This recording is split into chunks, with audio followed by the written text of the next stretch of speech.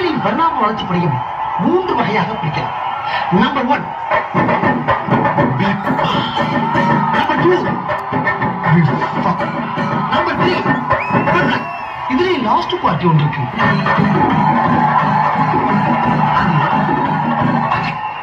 எனக்கு ரொம்ப பிடிக்கல. எனக்கு நீதானா வேணும். எனக்கு கல்யாணம் பண்றது சார் வேற இந்தியாவிலே கிடையாது. எனக்கு நல்லா தெரியும்.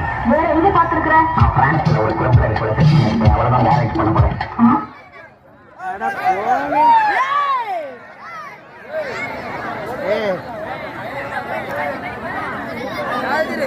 போன மாதம் நல்லா போவோம்.